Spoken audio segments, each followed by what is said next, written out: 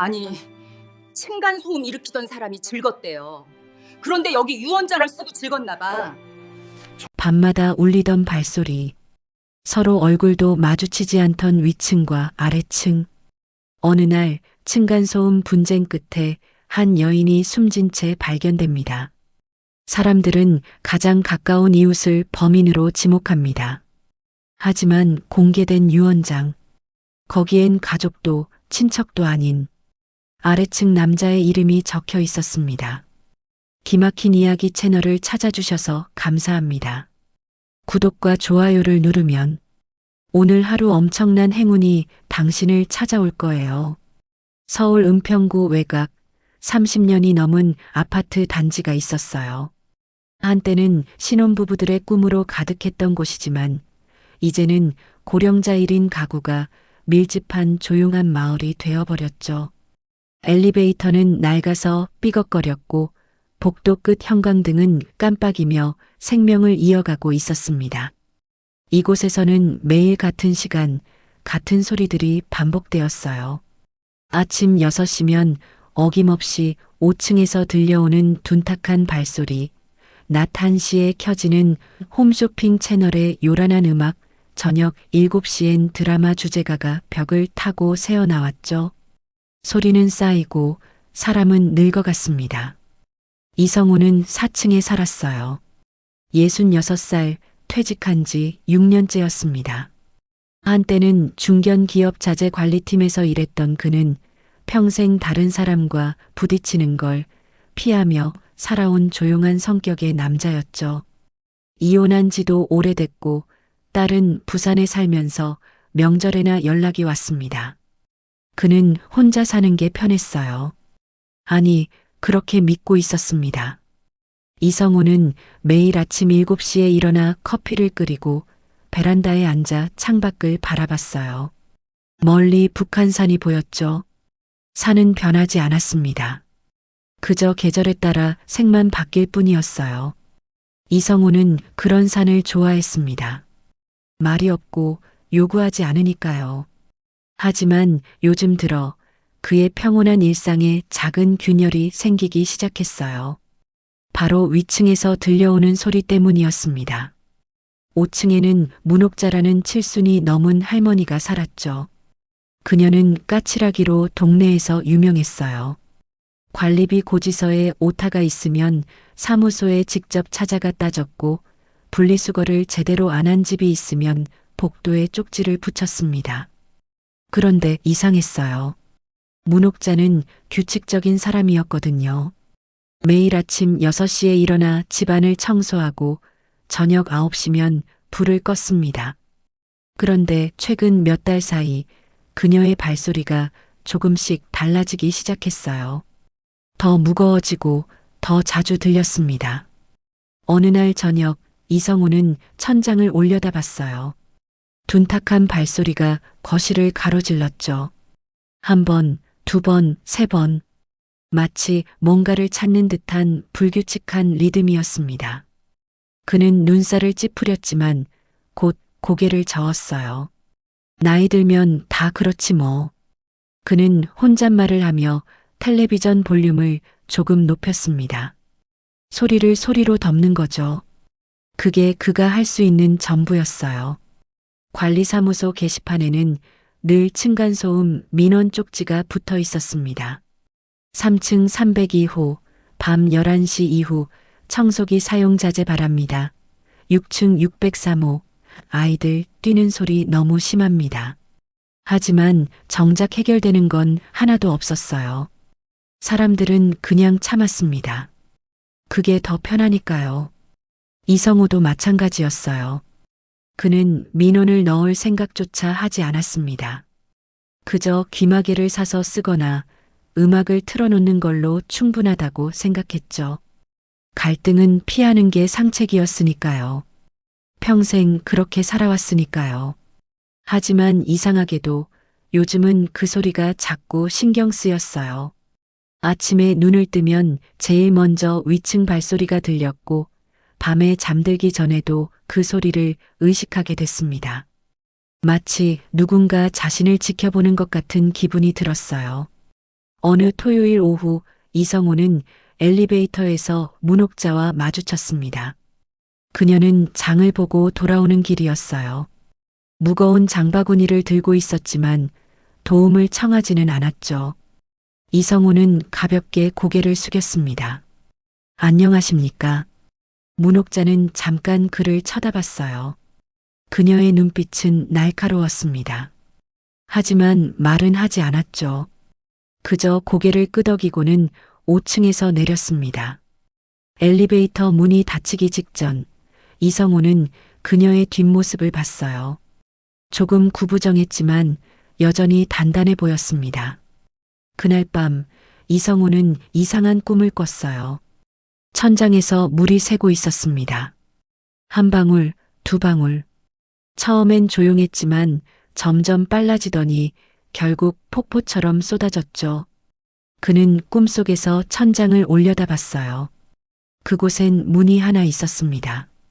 닫혀 있었지만 안쪽에서 무언가가 문을 두드리고 있었어요.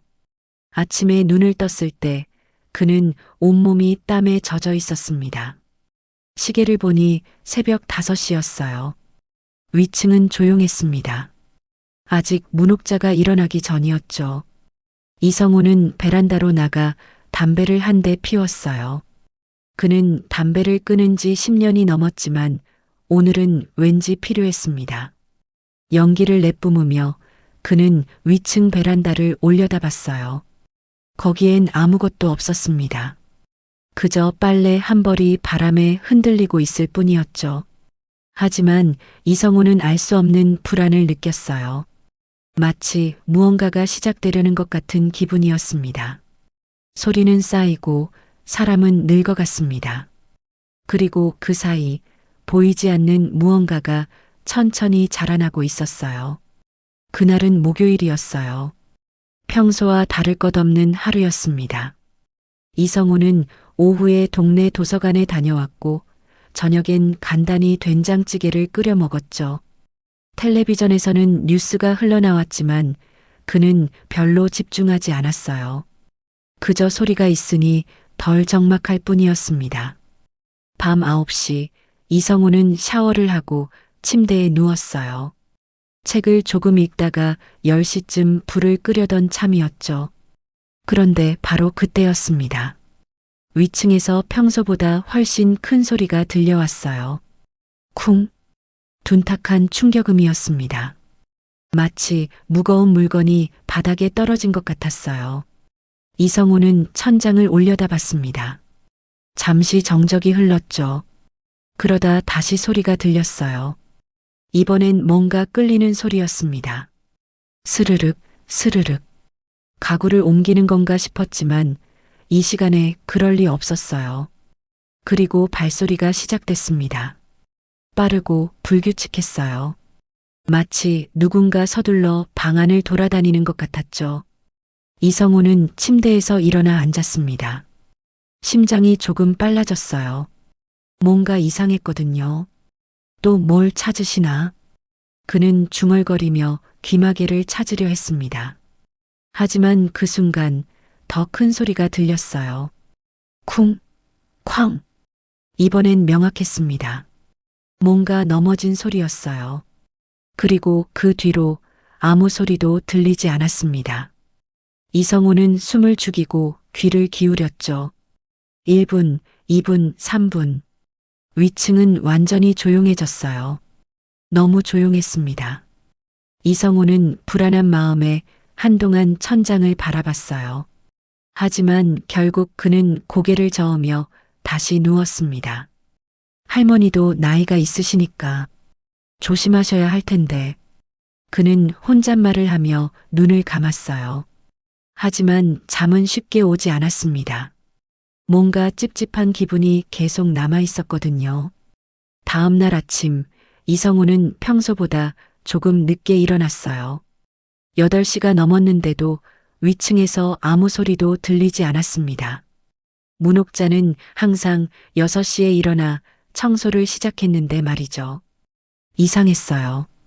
이성호는 커피를 마시며 베란다로 나갔습니다. 바깥 공기는 차가웠어요. 11월 말이었으니까요. 그는 담배를 한 대 피우려다 말고 위층 베란다를 올려다봤습니다. 어제와 똑같이 빨래가 걸려 있었어요. 하지만 뭔가 달랐습니다. 빨래가 움직이지 않았어요. 바람이 불고 있었는데도 말이죠. 그때 복도에서 소란스러운 소리가 들렸습니다. 이성우는 현관문을 열고 밖을 내다봤어요. 6층에 사는 김씨 할머니가 관리소 직원과 함께 엘리베이터에서 내리고 있었습니다. 그들은 5층으로 올라갔죠. 문씨 할머니 집이요. 오늘 아침에 신문이 그대로 있길래 이상해서요. 김씨 할머니의 목소리가 들렸어요. 이성우는 문틈으로 그들을 지켜봤습니다. 관리소 직원이 5층 문옥자의 집 초인종을 눌렀어요. 한 번, 두 번, 세 번. 하지만 대답이 없었습니다. 할머니, 문씨 할머니. 직원이 문을 두드렸지만 안에서는 아무 반응이 없었어요. 김씨 할머니가 불안한 표정으로 중얼거렸습니다. 어제 저녁에도 못 봤는데 혹시 무슨 일이라도. 결국 관리소에서 예비키를 가지고 왔어요. 문이 열렸고 잠시 후 비명소리가 들렸습니다. 이성우는 가슴이 철렁 내려앉았어요. 그는 슬리퍼를 신고 복도로 나갔습니다. 이미 몇몇 주민들이 5층으로 올라가고 있었죠. 문옥자는 거실 바닥에 쓰러져 있었어요. 이미 숨이 끊긴 지 오래된 것 같았습니다. 구급대원들이 도착했지만 그들도 고개를 저었어요. 이성우는 멀리서 그 모습을 지켜봤습니다. 그의 머릿속에는 어젯밤 들었던 그 소리가 맴돌았어요. 쿵, 쾅, 그리고 이어진 정적. 경찰이 도착했고 주민들은 하나둘 복도로 나왔습니다. 수군거림이 시작됐어요. 어떻게 된 거래? 넘어지신 것 같던데. 그런데 이상하지 않아? 혼자 사시는 분이 갑자기. 이성우는 조용히 자기 집으로 돌아가려 했어요. 하지만 관리소 직원이 그를 불렀습니다. 이성우 씨, 잠깐만요. 경찰이 아래층 분들한테도 얘기 좀 들어보고 싶대요. 이성우는 발걸음을 멈췄습니다. 그는 천천히 고개를 들어 직원을 바라봤어요. 직원의 눈빛이 묘했습니다. 뭔가 의심하는 것 같았죠. 경찰은 간단한 질문을 했어요. 어젯밤 뭘 했는지, 위층에서 이상한 소리를 들었는지, 문옥자와 평소 어떤 관계였는지. 이성우는 담담하게 대답했습니다. 어젯밤 10시쯤 큰 소리가 들렸습니다. 뭔가 넘어지는 소리 같았어요. 하지만 그게 전부입니다. 저는 그냥 잤습니다. 문옥자 씨와는 평소 대화를 나누셨나요? 아니요. 엘리베이터에서 가끔 마주칠 뿐이었습니다. 경찰은 고개를 끄덕이며 수첩에 뭔가를 적었어요. 그리고 한 가지를 더 물었습니다. 최근에 층간소음 문제로 다툼 같은 건 없었나요? 이성우는 잠시 망설였어요. 사실 그는 민원을 넣은 적이 없었지만 관리사무소 게시판에는 그의 이름이 몇 번 언급된 적이 있었습니다. 문옥자가 직접 쓴 건 아니었지만 누군가 4층을 거론한 적이 있었죠. 다툼은 없었습니다. 이성우는 짧게 대답했어요. 경찰은 더 이상 묻지 않았습니다. 하지만 주민들의 시선은 달랐어요. 복도로 나오는 이성우를 바라보는 눈빛들이 날카로웠습니다. 누군가 속삭이는 소리가 들렸어요. 어젯밤에 소리 들었다면서 왜 신고 안 했대? 그러게. 뭔가 이상하지 않아? 이성우는 고개를 숙이고 자기 집으로 들어갔어요. 문을 닫는 순간 그는 깊은 한숨을 내쉬었습니다. 가슴이 답답했어요. 아무것도 하지 않았는데 왜인지 죄책감이 밀려왔습니다. 그날 오후 관리사무소 게시판에는 새로운 공지가 붙었어요. 5층 문옥자 씨 사망 사건 관련 경찰 조사 협조 바랍니다. 그 아래에는 누군가 손글씨로 쪽지를 붙여놓았습니다. 아래층 남자랑 싸웠다더라. 이성우는 그 쪽지를 보지 못했어요. 하지만 그날 저녁 그의 휴대전화에는 딸에게서 전화가 왔습니다. 아빠, 무슨 일 있어? 단지 카페에 아빠 얘기 올라왔던데. 이성우는 대답하지 못했어요. 그저 전화를 끊고 어두운 거실에 앉아 있었습니다. 천장을 올려다봤죠. 이제 더 이상 소리는 들리지 않았어요. 너무 조용했습니다. 그날 밤 소리는 멈췄습니다. 하지만 이성우의 일상은 그렇게 끝나버렸어요. 이틀 후 이성우는 경찰서에 다시 불려갔습니다. 참고인 조사라고 했지만 분위기는 달랐어요. 작은 조사실, 형광등 불빛, 그리고 마주 앉은 형사의 날카로운 눈빛. 이성우는 플라스틱 의자에 앉아 손을 무릎 위에 가지런히 올려놓았습니다.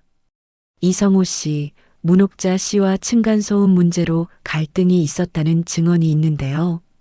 형사의 목소리는 차분했어요. 하지만 그 안에는 의심이 담겨 있었습니다. 이성우는 고개를 저었어요. 없었습니다. 저는 민원을 넣은 적도 없고 그분과 대화를 나눈 적도 거의 없습니다.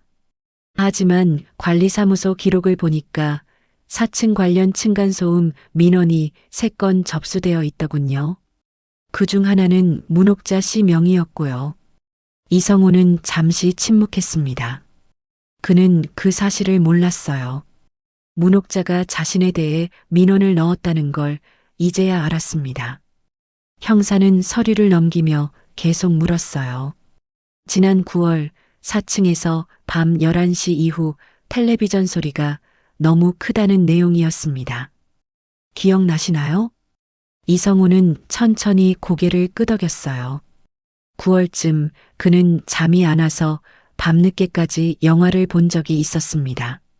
볼륨을 조금 높였던 것 같기도 했죠. 하지만 그게 민원으로 이어질 줄은 몰랐어요. 죄송합니다. 몰랐습니다. 몰랐다고요? 형사는 눈썹을 치켜 올렸어요. 이성우는 고개를 숙였습니다.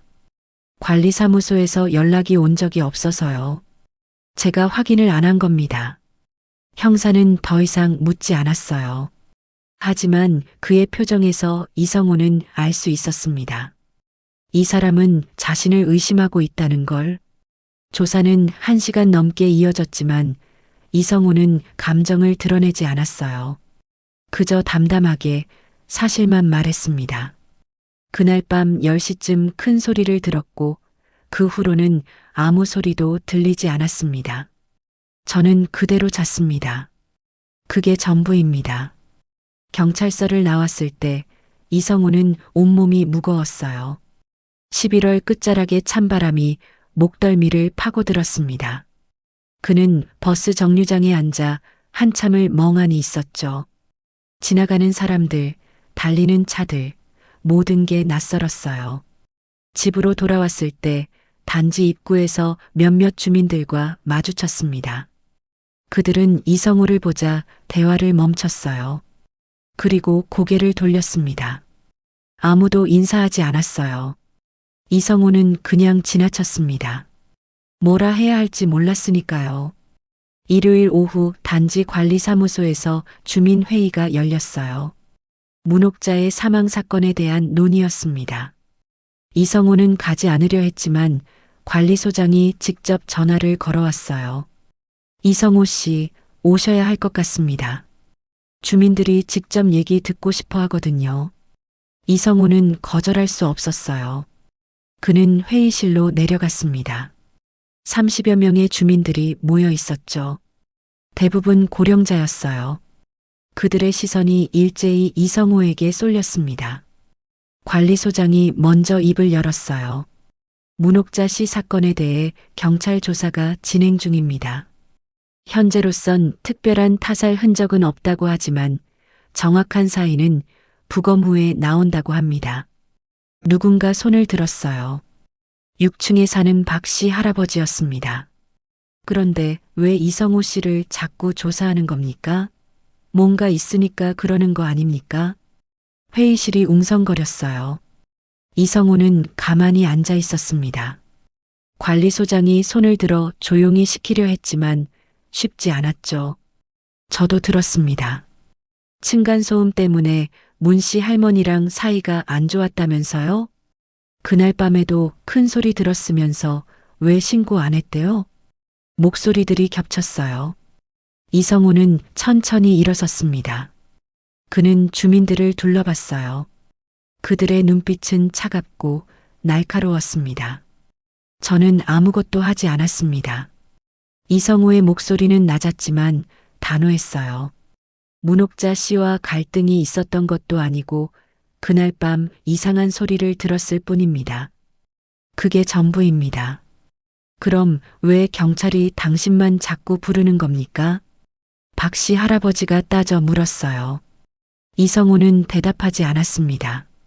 그는 더 이상 할 말이 없었어요. 회의는 결론 없이 끝났지만 공기는 무거웠습니다. 집으로 돌아온 이성우는 소파에 앉아 한참을 멍하니 있었어요. 그때 문득 어제 본 장면이 떠올랐습니다.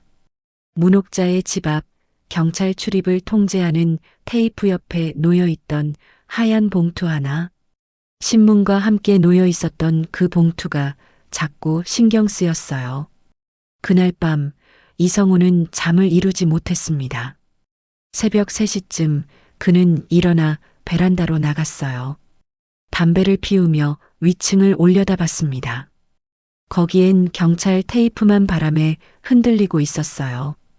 다음 날 아침 단지 카페 게시판에는 새로운 글이 올라왔습니다. 5층 사건 누가 책임져야 하나. 댓글은 100개가 넘었어요. 대부분 이성우를 의심하는 내용이었습니다. 층간소음 문제 있었다는데 우연일까요?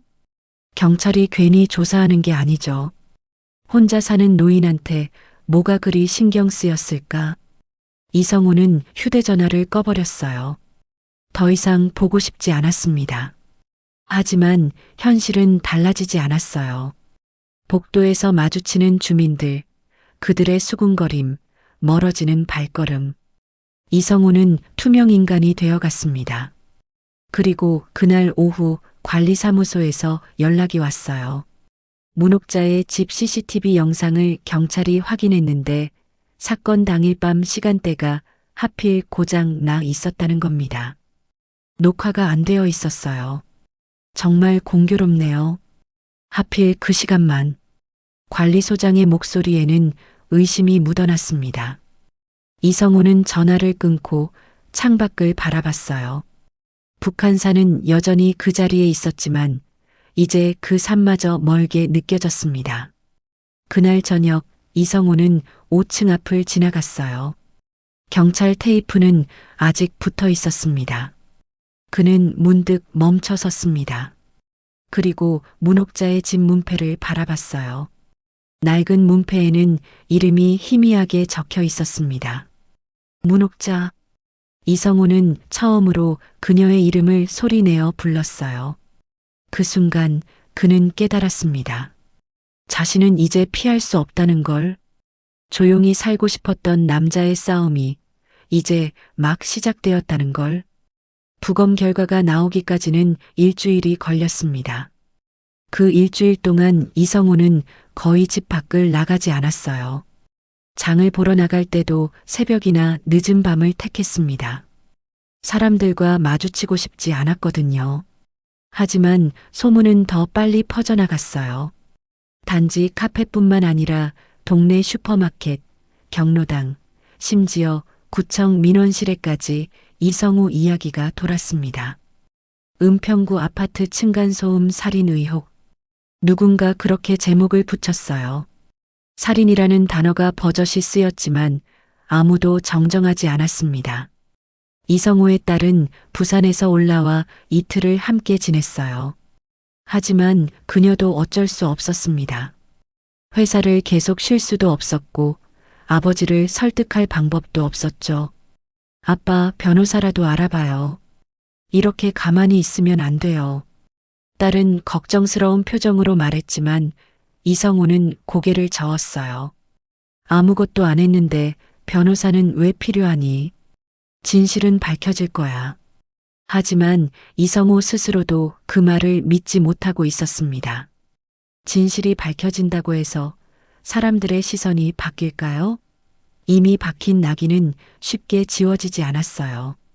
12월 첫째 주 수요일 경찰에서 연락이 왔습니다. 부검 결과와 함께 전해야 할 사항이 있으니 경찰서로 와달라는 내용이었어요. 이성호는 정장을 꺼내 입었습니다. 오랜만에 입는 옷이었죠. 거울을 봤을 때 그는 자신이 많이 늙었다는 걸 느꼈어요. 불과 한 달 전보다 훨씬 더 늙어 보였습니다. 경찰서 조사실에는 형사 2명이 앉아 있었어요. 그중 한 명은 지난번에 봤던 형사였고 다른 한 명은 처음 보는 나이든 형사였습니다. 이성호 씨 앉으세요. 나이든 형사가 말했어요. 목소리는 부드러웠지만 표정은 무거웠습니다. 이성호는 의자에 앉았어요. 형사는 서류를 펼쳐 보이며 천천히 말했습니다. 부검 결과 문옥자 씨의 사인은 급성 심장마비로 추정됩니다. 외상은 없었고 독극물 반응도 없었어요. 다만 형사는 잠시 말을 멈췄습니다. 이성호는 숨을 죽이고 기다렸어요. 사망 추정 시각은 밤 10시에서 11시 사이입니다. 이성호 씨가 증언한 시간과 일치하죠. 이성호는 고개를 끄덕였어요. 그건 이미 말한 내용이었습니다. 형사는 다시 서류를 넘겼어요. 그런데 한 가지 이상한 점이 있습니다. 문옥자 씨의 유언장이 발견됐어요. 유언장이요? 이성호는 처음 듣는 얘기였습니다. 형사는 봉투 하나를 꺼내 책상 위에 올려놓았어요. 하얀 봉투였습니다. 이성호는 그 봉투를 본 적이 있었어요. 문옥자의 집 앞에 놓여있던 바로 그 봉투였습니다. 이 유언장은 공증받은 건 아니지만 문옥자 씨의 자필이 맞습니다. 작성 날짜는 석 달 전이고요. 형사는 봉투에서 편지지를 꺼냈어요. 낡은 편지지에는 떨리는 글씨로 몇 줄이 적혀 있었습니다. 형사가 천천히 읽어 내려갔어요. 내가 죽으면 내 모든 재산은 4층 401호에 사는 이성호에게 상속한다.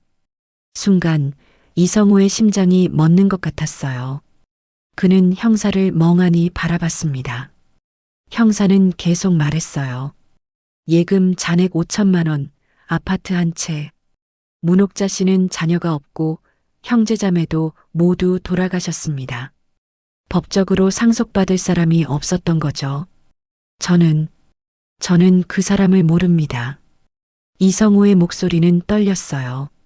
그는 정말 몰랐습니다. 왜 문옥자가 자신에게 재산을 물려준다는 건지 전혀 이해할 수 없었어요. 유언장의 이유는 적혀 있지 않습니다. 다만 형사는 편지지 뒷면을 보여줬어요. 거기엔 짧은 문장 하나가 적혀 있었습니다. 미안합니다. 이성호는 그 글씨를 바라봤어요. 떨리는 글씨, 번진 잉크. 문옥자가 울면서 쓴 것 같았습니다. 하지만 이성호는 알 수 없었어요. 무엇이 미안하다는 건지. 이성호 씨, 문옥자 씨와 어떤 관계였습니까? 나이든 형사가 물었어요. 이성호는 고개를 저었습니다. 모릅니다. 정말 모릅니다. 엘리베이터에서 몇 번 마주친 게 전부입니다. 형사는 더 이상 묻지 않았어요. 하지만 이성호는 알 수 있었습니다. 이제 상황은 더 나빠졌다는 걸. 유언장은 증거가 아니라 의혹이 되었어요. 경찰서를 나왔을 때 이성호는 비틀거렸습니다. 택시를 타고 집으로 돌아오는 내내 그는 창밖을 멍하니 바라봤어요. 세상이 흔들리고 있었습니다. 그날 저녁 유언장 소식은 단지 전체에 퍼졌어요.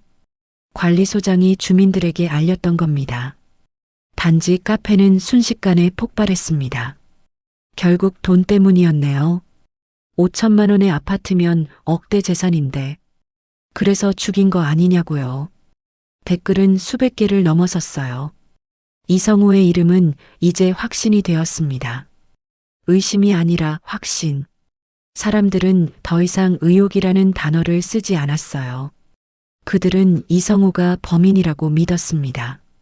다음 날 이성우는 슈퍼마켓에 갔어요. 라면 몇 개를 사려고 했습니다. 하지만 계산대에서 주인 할머니가 거스름돈을 던지듯 내밀었어요. 빨리 가세요. 다른 손님들 불편해하니까. 이성우는 아무 말도 하지 못했습니다. 그는 그냥 돈을 받고 나왔어요. 밖에는 몇몇 주민들이 서 있었습니다. 그들은 이성우를 보자 대놓고 손가락질을 했어요. 저 사람이야. 할머니 재산 노린. 이성우는 고개를 숙이고 걸었습니다. 귀를 막고 싶었지만 소리는 계속 들렸어요. 집으로 돌아왔을 때 그는 현관문에 낙서된 글씨를 발견했습니다. 살인자. 빨간 매직으로 크게 쓰여 있었어요. 이성우는 한참을 그 글씨를 바라봤습니다. 그리고 천천히 문을 열고 들어갔어요. 그는 소파에 주저앉아 고개를 떨어뜨렸습니다. 왜일까요? 자신은 아무것도 하지 않았는데, 문옥자를 알지도 못했는데, 왜 이런 일이 벌어지는 걸까요? 그날 밤 이성우는 오래된 상자를 꺼냈습니다. 거기엔 자신의 출생 서류가 들어 있었어요. 입양 기록, 호적 등본, 오래된 사진 몇 장. 그는 그 서류들을 펼쳐놓고 하나하나 들여다봤습니다. 자신은 고아였어요. 생후 6개월 때 고아원에 맡겨졌고 3살 때 입양됐습니다. 양부모는 좋은 분들이었지만 일찍 돌아가셨어요. 이성우는 평생 혼자였습니다. 친부모가 누군지도 몰랐고 알고 싶지도 않았어요. 하지만 지금 그는 처음으로 궁금해졌습니다. 내가 누구인지, 왜 문옥자가 나에게 재산을 물려준 건지, 그 미안하다는 말은 무슨 뜻인지. 이성우는 떨리는 손으로 출생증명서를 들었어요. 거기엔 생년월일만 적혀 있었습니다. 부모라는 비어 있었죠. 그는 처음으로 눈물이 날 것 같았어요. 하지만 울지는 않았습니다. 그저 서류를 도로 상자에 넣고 어둠 속에 앉아 있었어요. 유원장이 세상을 뒤집었습니다. 그리고 이성우의 과거가 천천히 흔들리기 시작했어요. 유원장 공개 이후 이성우의 삶은 완전히 무너졌습니다. 단지 카페를 넘어 지역 언론까지 사건을 다루기 시작했어요. 은평구 층간소음 유산 상속 의혹. 기사 제목은 교묘했습니다. 직접적으로 범죄를 지목하지는 않았지만 독자들에게 충분한 상상력을 제공했죠. 이성우의 집 앞에는 낯선 사람들이 찾아오기 시작했어요. 기자라고 밝힌 사람도 있었고 그냥 궁금해서 왔다는 사람도 있었습니다. 이성우는 인터폰을 끊어버렸어요. 하지만 초인종 소리는 계속 울렸습니다. 딸은 매일 전화를 걸어왔지만 이성우는 받지 않았어요. 딸에게 뭐라고 말해야 할지 몰랐습니다. 아빠는 괜찮아라고 거짓말을 할 자신도 없었죠. 그리고 일주일 후 경찰에서 다시 연락이 왔습니다. 이번에는 전화가 아니라 직접 집으로 찾아왔어요. 이성우는 문을 열었습니다. 형사 2명이 서 있었어요. 이성우 씨, 추가 조사가 필요합니다. 동행해 주시겠습니까? 형사의 말투는 정중했지만 거절할 수 없다는 걸 이성우는 알았어요. 그는 외투를 입고 따라 나섰습니다. 복도에는 몇몇 주민들이 서서 지켜보고 있었어요. 그들의 눈빛은 차갑고 단호했습니다. 경찰서 조사실은 이전보다 더 삼엄했어요. 형사는 새로운 서류를 펼쳐 보였습니다. 이성우 씨, 당신의 출생 기록을 확인했습니다. 이성우는 가슴이 철렁 내려앉았어요. 왜 출생 기록을 조사한 걸까요? 형사는 계속 말했습니다. 당신은 1959년 3월생, 생후 6개월 때 서울 중구에 있던 성심고아원에 맡겨졌고 1962년에 입양됐습니다. 친부모에 대한 기록은 없고요. 그게 무슨 상관입니까? 이성우의 목소리는 떨렸어요. 형사는 다른 서류를 꺼냈습니다. 문옥자 씨도 1959년에 아이를 낳았습니다. 미혼모였죠. 당시 22살이었고 서울 중구에 있던 작은 산부인과에서 출산했어요. 이성우는 숨이 막혔습니다.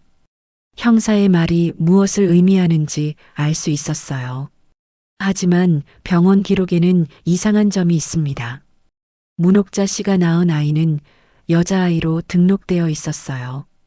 그런데 출산 사흘 후 그 아이는 사망한 걸로 처리됐습니다. 사망이요? 네. 그런데 같은 시기 같은 산부인과에서 태어난 남자아이 한 명이 고아원으로 보내졌어요. 출생신고도 제대로 되지 않은 채로요. 형사는 이성우를 똑바로 바라봤습니다. 당신이 그 남자아이일 가능성이 있습니다. 이성우는 대답할 수 없었어요. 머릿속이 하얘졌습니다. 형사는 오래된 사진 한 장을 보여줬어요. 흑백 사진이었습니다. 젊은 여자가 산부인과 앞에 서 있었어요. 간판이 희미하게 보였습니다. 성모 산부인과. 이 사진은 문옥자 씨의 집에서 발견했습니다. 뒷면에 날짜가 적혀 있어요. 1959년 4월. 이성우는 사진을 받아들었어요. 젊은 여자의 얼굴을 들여다봤습니다. 낯설었어요. 하지만 어딘가 익숙한 느낌도 들었습니다. 눈매가 자신과 비슷했어요. 아닙니다. 우연입니다. 같은 시기에 태어난 아이가 몇이나 됩니까? 이성우는 사진을 밀어냈어요. 하지만 손이 떨렸습니다. 형사는 고개를 끄덕였어요. 물론 확실한 증거는 없습니다. DNA 검사를 하면 알 수 있겠지만 문옥자 씨는 이미 화장됐고요. 그럼 확인할 방법이 없지 않습니까? 네. 하지만 정황상 형사는 말을 멈췄어요. 더 이상 말할 필요가 없었습니다. 이성우도 알았으니까요. 사람들은 이미 결론을 내렸어요. 문옥자는 이성우의 친어머니였고 이성우는 그 사실을 알고 재산을 노렸다고. 조사가 끝나고 집으로 돌아왔을 때 이성우는 거울 앞에 섰습니다. 자신의 얼굴을 들여다봤어요. 66년을 살아온 얼굴. 하지만 지금 그는 자신이 누군지 몰랐습니다. 그날 밤 이성우는 오래된 상자를 다시 꺼냈어요. 입양 서류를 펼쳐놓고 한참을 들여다봤습니다. 거기엔 고아원 이름이 적혀 있었어요. 성심고아원. 그 고아원은 이미 오래전에 문을 닫았습니다. 이성우는 인터넷을 검색했어요. 1959년 서울 중구 산부인과. 몇 개의 기사가 나왔습니다. 당시 불법 입양이 성행했다는 내용이었어요. 아기를 바꿔치기 하거나 출생신고를 조작하는 일이 흔했다고 했습니다. 이성우는 손이 떨렸어요. 왜 떨리는 걸까요? 자신은 아무것도 모르는데, 문옥자가 자신의 어머니라는 증거도 없는데, 그런데 왜 가슴이 이렇게 아픈 걸까요? 다음 날 단지 앞에는 피켓을 든 주민들이 모여 있었습니다. 층간소음 살인자 퇴거하라. 우리 단지에서 나가라. 목소리들이 울려 퍼졌어요. 이성우는 창문 너머로 그들을 바라봤습니다. 경찰이 와서 해산시켰지만 주민들은 다음 날 또 모였어요. 이성우는 더 이상 외출할 수 없었습니다. 배달 음식으로 연명했고 커튼을 치고 살았어요. 햇빛도 들어오지 않는 방 안에서 그는 점점 사라져갔습니다. 딸이 다시 올라왔을 때 이성우는 거의 10kg이 빠져 있었어요. 딸은 울면서 말했습니다. 아빠, 이사 가요. 여기서 더는 못 살아요. 하지만 이성우는 고개를 저었어요. 어디로 가니? 어디를 가든 똑같아. 그럼 어떡하라는 거예요? 딸은 소리쳤지만 이성호는 대답하지 않았습니다. 그는 그저 창밖을 바라봤어요. 북한산이 보였습니다. 산은 여전히 그 자리에 있었지만 이제 아무 의미도 없었어요. 그날 밤 이성호는 문옥자의 집 사진을 다시 들여다봤습니다. 젊은 여자의 얼굴, 그리고 뒷면에 적힌 날짜. 1959년 4월. 자신이 태어난 지 한 달 후였어요. 이성호는 처음으로 생각했습니다. 만약 정말 그렇다면, 만약 문옥자가 자신의 어머니였다면, 왜 평생 말하지 않았을까? 왜 유언장에 미안합니다라고만 적었을까? 그는 손으로 얼굴을 감쌌어요. 눈물이 나올 것 같았지만 나오지 않았습니다. 그저 텅 빈 것 같았어요. 모든 것이 무너진 자리에는 아무것도 남지 않았습니다. 나는 아무것도 모릅니다. 하지만 왜 손이 떨릴까요? 왜 가슴이 아플까요? 이성호는 그 답을 알 수 없었어요. 이성호는 더 이상 견딜 수 없었습니다. 진실을 알아야 했어요. 설령 그 진실이 자신을 더 깊은 수렁으로 밀어넣는다 해도 이대로 무너지는 것보다는 나았습니다. 다음 날 아침 이성호는 경찰서에 전화를 걸었어요.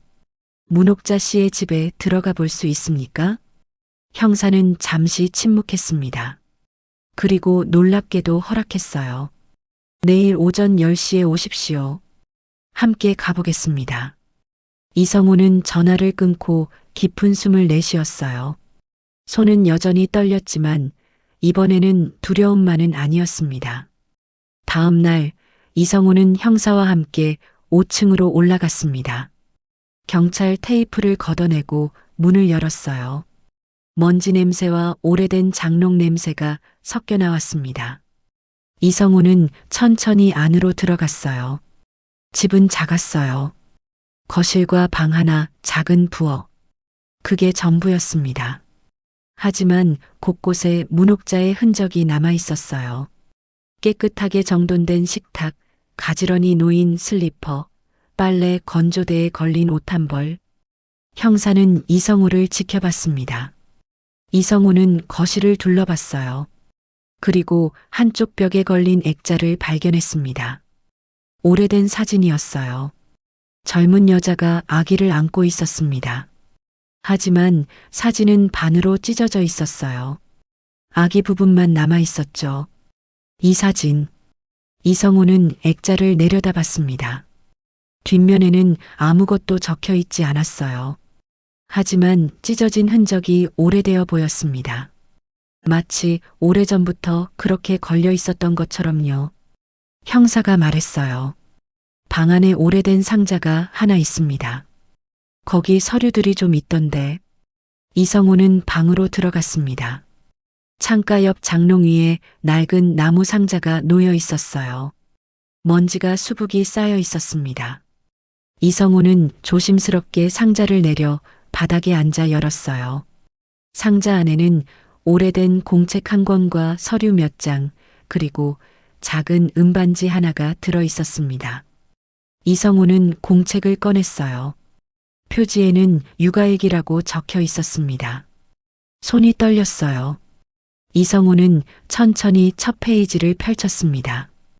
삐뚤빼뚤한 글씨로 날짜가 적혀 있었어요. 1959년 4월 21일.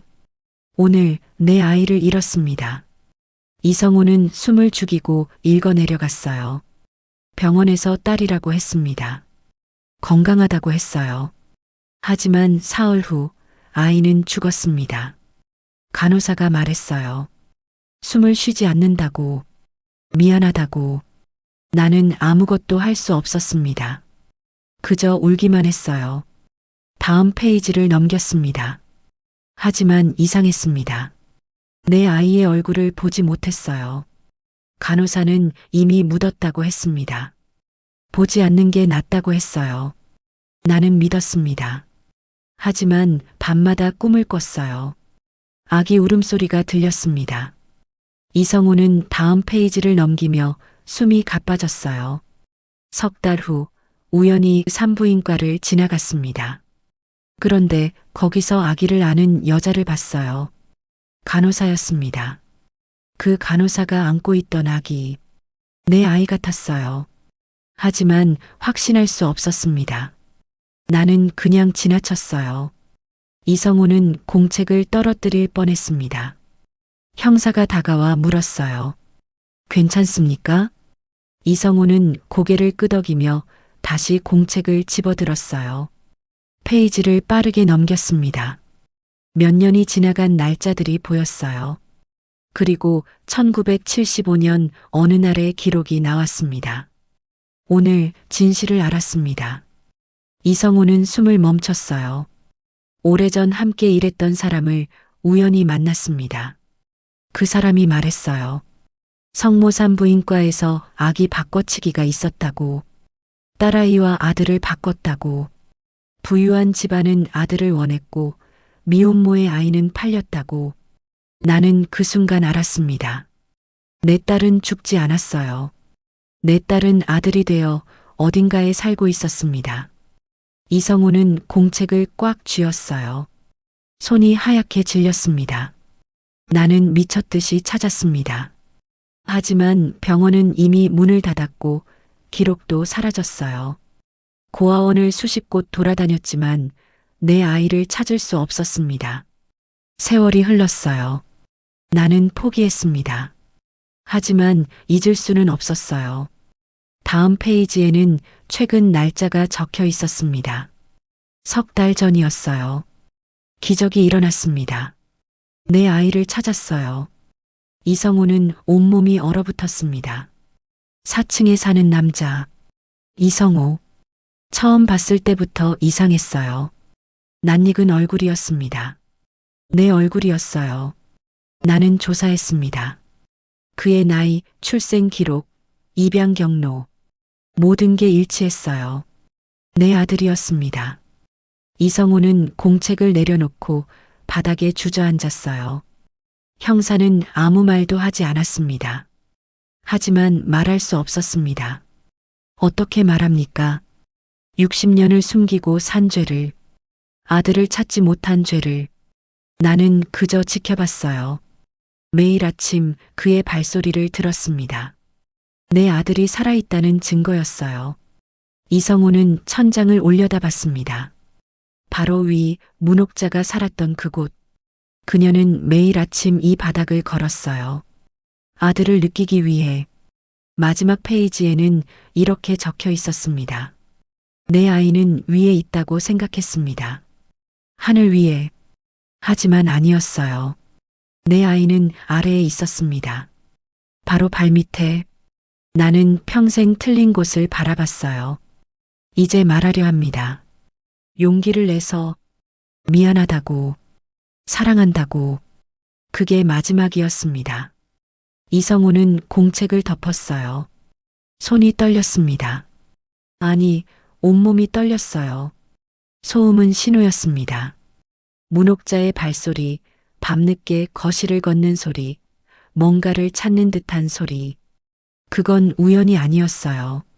존재를 알리려던 몸부림이었습니다. 아들아, 나 여기 있어. 나 여기 살아있어. 이성우는 처음으로 울음이 터져 나올 것 같았어요. 하지만 참았습니다. 그는 공책을 가슴에 안고 천천히 일어섰어요. 형사를 바라봤습니다. 이걸 증거로 제출해야 합니까?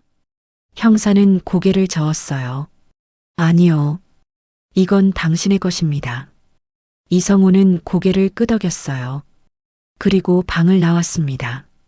거실을 지나며 그는 다시 한번 창밖을 바라봤어요. 북한산이 보였습니다. 문옥자도 매일 이 창으로 산을 봤을까요? 집으로 돌아온 이성우는 육아일기를 펼쳐놓고 한참을 읽었어요. 분노가 올라올 줄 알았지만 오지 않았습니다. 대신 슬픔이 밀려왔어요. 깊고 깊은 슬픔. 그는 처음으로 받아들였습니다. 문옥자는 자신의 어머니였다는 걸, 그리고 평생 죄책감 속에 아들을 지켜봐 왔다는 걸. 이성호는 사흘 동안 집 밖을 나가지 않았습니다. 육아일기를 수십 번 읽고 또 읽었어요. 페이지마다 배어있는 문옥자의 고통과 후회. 그 무게가 이성호의 가슴을 짓눌렀습니다. 하지만 의문은 남아 있었어요. 왜 그날 밤이었을까? 문옥자는 왜 그날 밤 쓰러진 걸까? 그 큰 소리는 무엇이었을까? 나흘째 되는 날 경찰서에서 연락이 왔습니다. 부검 결과가 최종 확정됐다는 내용이었어요. 이성호는 경찰서로 향했습니다. 이번에는 두렵지 않았어요. 진실을 알고 싶었으니까요. 조사실에서 형사는 서류를 펼쳐 보였습니다. 최종 부검 소견입니다. 문옥자 씨의 사인은 급성 심근경색, 심장마비였어요. 외부 충격이나 독극물 반응은 일체 없었습니다. 이성호는 고개를 끄덕였어요. 형사는 계속 말했습니다. 사망 추정 시각은 밤 10시 40분에서 50분 사이. 사망 직전 격렬한 신체 활동이 있었던 것으로 보입니다. 심박수가 급격히 올라갔다가 멈췄어요.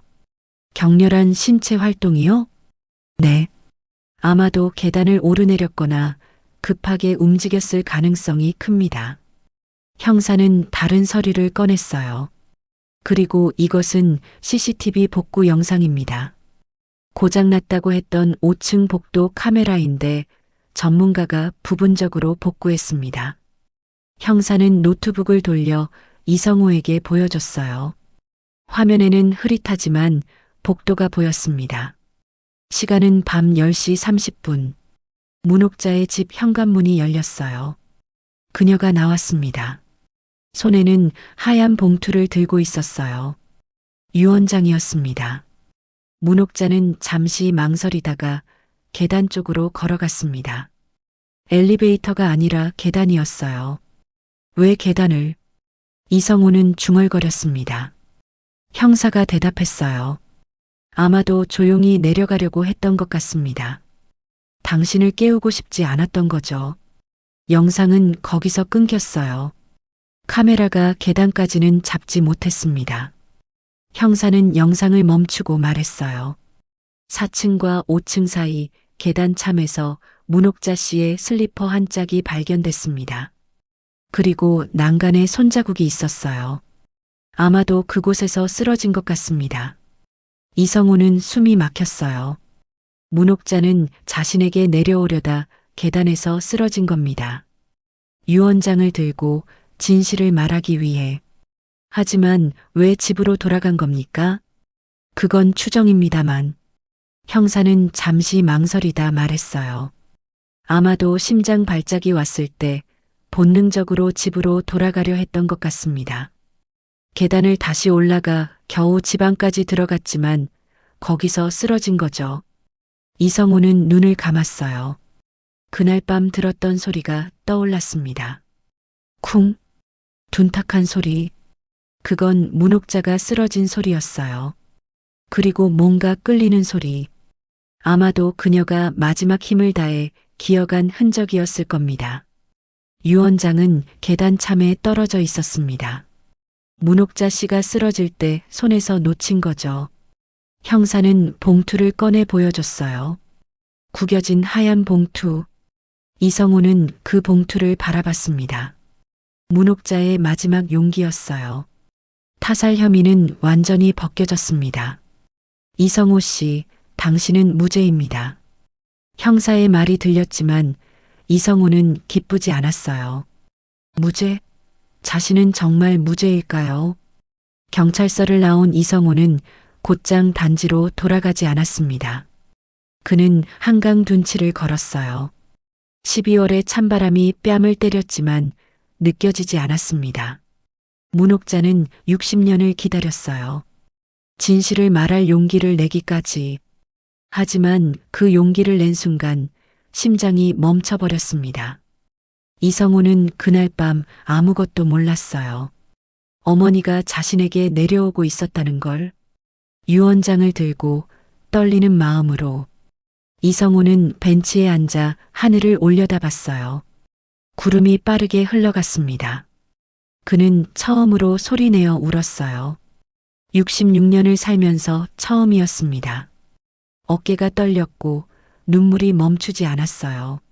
어머니, 그 단어가 입 밖으로 나왔을 때 이성우는 무너졌습니다. 평생 부르지 못했던 그 단어. 이제는 영영 전할 수 없는 그 말. 다음 날 이성우는 관리사무소에 전화를 걸었습니다. 주민회의를 열어달라고 요청했어요.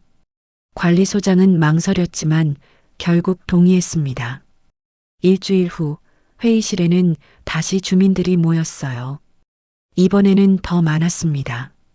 50여 명이 넘었죠. 그들의 눈빛은 여전히 차갑고 의심스러웠어요.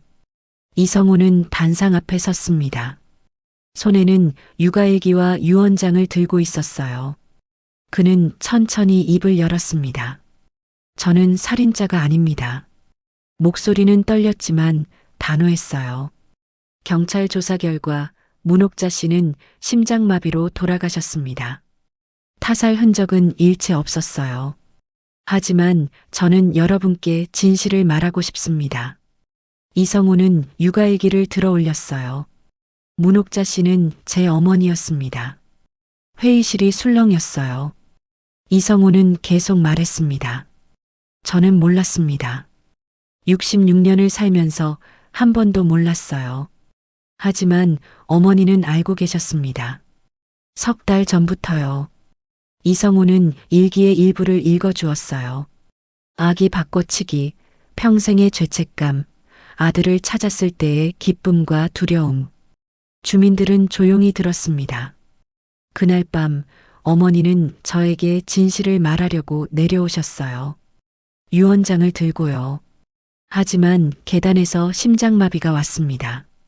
어머니는 겨우 집으로 돌아가셨고 거기서 돌아가셨어요. 이성우는 유언장을 보여줬어요. 진짜 범인은 없습니다. 다만 있다면 그건 시대였어요. 아기를 바꿔치기 하던 시대, 미혼모가 살 수 없던 시대, 그리고 진실을 말할 용기를 내지 못하게 만든 침묵의 시대였습니다. 회의실은 숨소리조차 들리지 않았어요. 이성우는 고개를 숙였습니다. 저를 의심하신 것 이해합니다. 하지만 부탁드립니다. 어머니를 살인자로 만들지 말아주세요. 어머니는 평생 벌을 받으며 살았습니다. 이제는 편히 쉬게 해주세요. 이성우는 단상에서 내려왔어요. 아무도 말하지 않았습니다.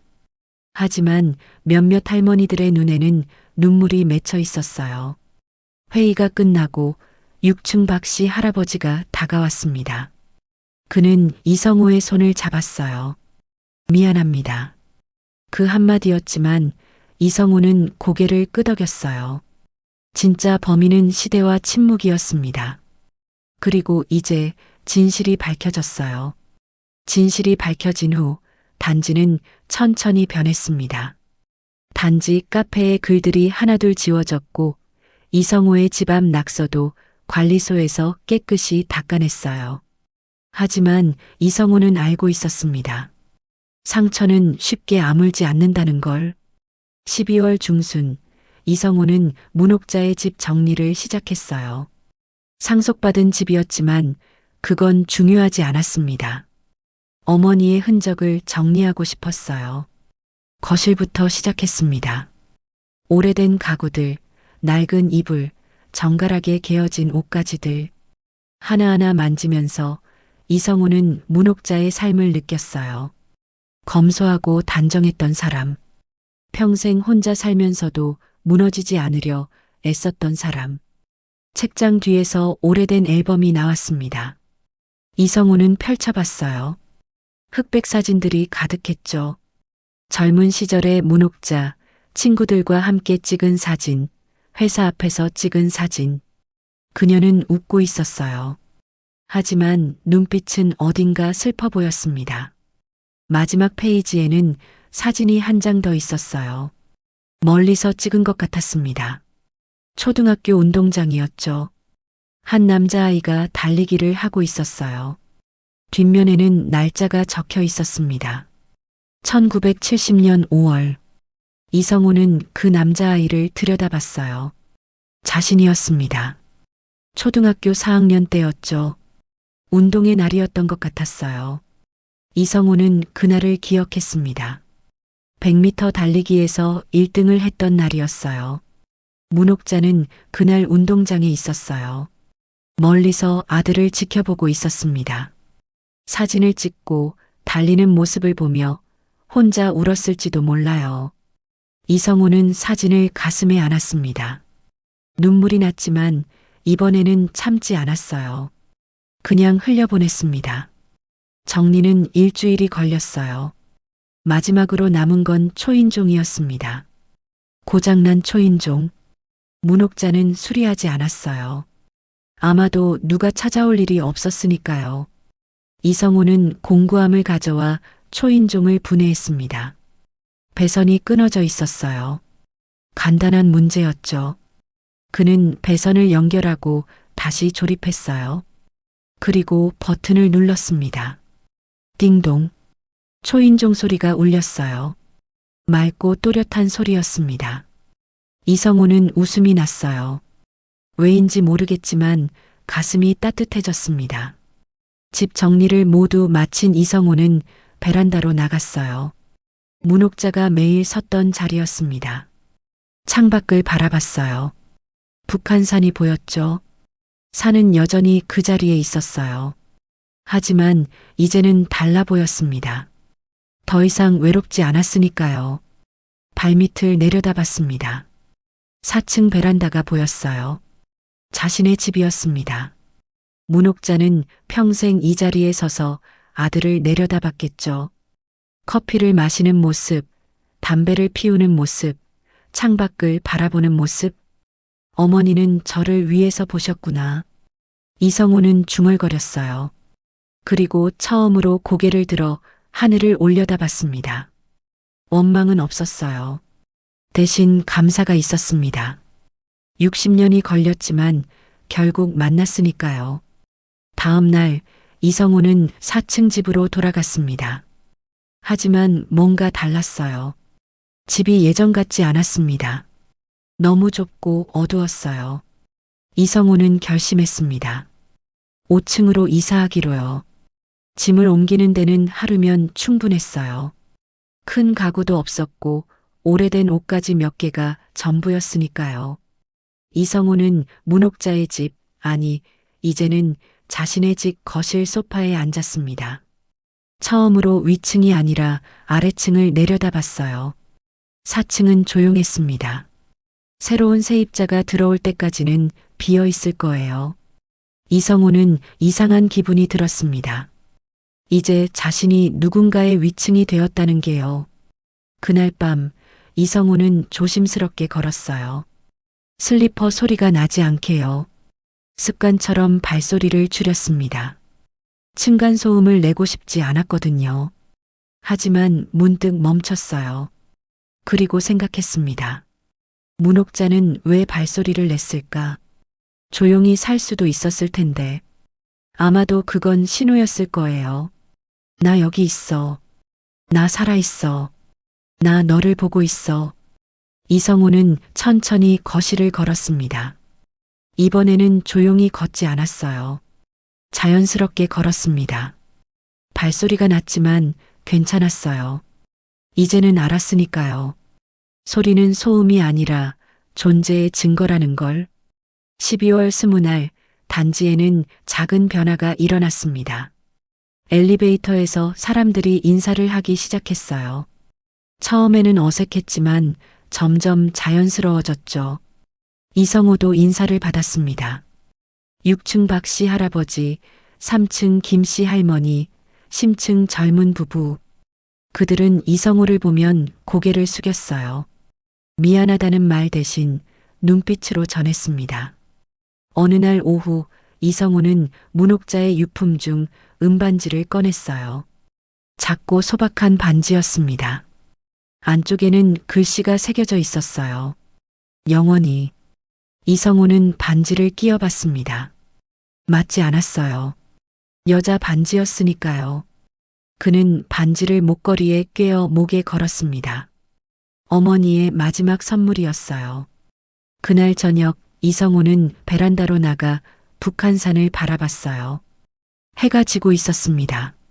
산은 붉게 물들었죠. 아름다웠어요.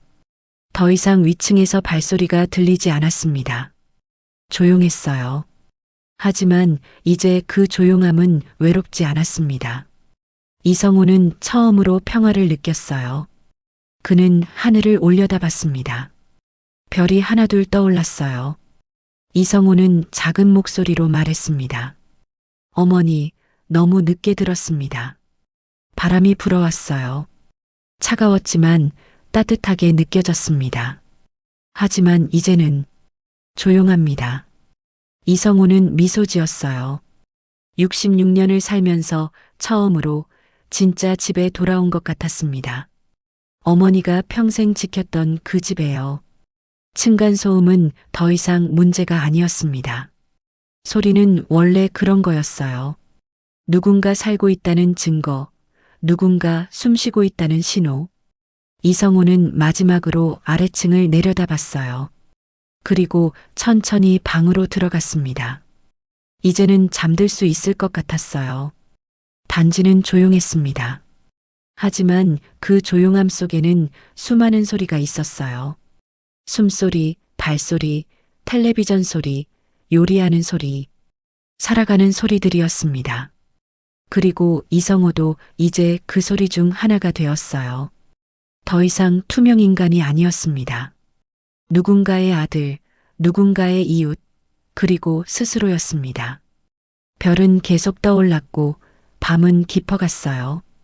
이성호는 처음으로 편안하게 잠들었습니다. 꿈속에서 문옥자를 만났어요. 그녀는 웃고 있었습니다. 이번에는 슬픔 없이 그냥 웃고 있었어요. 이제야 들리지 않는 소리. 하지만 그 침묵 속에는 모든 이야기가 담겨 있었습니다. 시청해 주셔서 감사합니다.